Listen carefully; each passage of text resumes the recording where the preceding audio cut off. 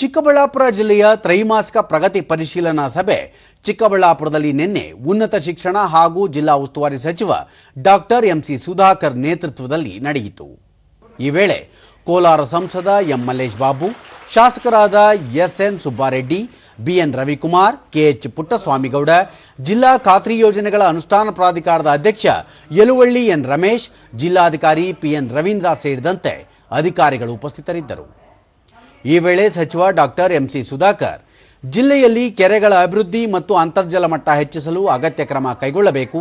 H N valley ತ್ಯಾಜ್ಯ ಸಂಸ್ಕರಿತ ನೀರು ಕಲುಷಿತವಾಗುತ್ತಿದೆ ಎನ್ನುವ ದೂರುಗಳು ಬರುತ್ತಿದ್ದು, ಈ ಬಗ್ಗೆ ವೈಜ್ಞಾನಿಕ ವರದಿ ನೀಡುವಂತೆ ಅಧಿಕಾರಿಗಳಿಗೆ ಸೂಚನೆ ನೀಡಿದರು.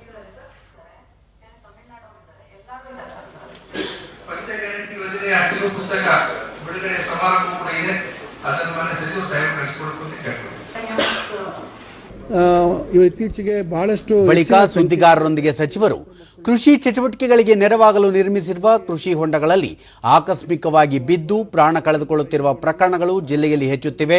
ಈ ಹಿನ್ನೆಲೆಯಲ್ಲಿ ಕೃಷಿ ಹೊಂಡಗಳ ಸುತ್ತಲೂ ತಂತಿ ಬೇಲಿ ಅಳವಡಿಸುವುದು ಸೇರಿದಂತೆ ಅಗತ್ಯವಿರುವ ಎಲ್ಲ ಸುರಕ್ಷತಾ ಕ್ರಮಗಳನ್ನು ಕೈಗೊಳ್ಳುವಂತೆ ಅಧಿಕಾರಿಗಳಿಗೆ ಸೂಚಿಸಲಾಗಿದೆ. ಈ ವಿಚಾರದಲ್ಲಿ ರೈತರು ಮುನ್ನೆಚ್ಚರಿಕೆ ವಹಿಸಬೇಕಾಗಿದೆ.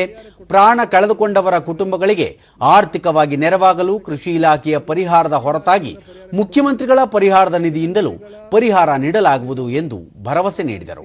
ಈಗ ಚಿಂತಾಮಣಿಯಲ್ಲಿ 3 ಜನ ಕೃಷಿ ಹೊಂಡದಲ್ಲಿ ಮೋಟರ್ ರಿಪೇರಿ ಮಾಡಕ್ಕೆ ಹೋಗಿ ಒಬ್ಬರಾದ್ಮೇಲೆ ಒಬ್ಬರು ಸತ್ತಿರ್ತಕ್ಕಂಥ ಘಟನೆ ಆದಮೇಲೆ ನಾವು ಮುಖ್ಯಮಂತ್ರಿಗಳ ಸಮೀಪ ಮಾತಾಡುವಂಥ ಸಂದರ್ಭದಲ್ಲಿ ಅದಕ್ಕೂ 2 ಲಕ್ಷ ಪರಿಹಾರ ಕೊಡ್ತೀವಿ ಅಂತಕ್ಕಂಥದ್ದು ಕಿವಿಗೆ ಬಿದ್ದ ಮೇಲೆ ಈಗ ನಾನು ಅದಕ್ಕೆ ಮೊನ್ನೆ ಮುಖ್ಯಮಂತ್ರಿಗಳ ಹತ್ರ ಅವ್ರು 3 ಜನಕ್ಕೂ 2 ಲಕ್ಷ ಕೊಡುವಂಥದ್ದಕ್ಕೆ ಬರೆಸಿದ್ದೀವಿ. ಅದು ಮಂಜೂರಾತಿಗೆ ಪ್ರಕ್ರಿಯೆಗಳು ನಡೀತಾ ಇದೆ.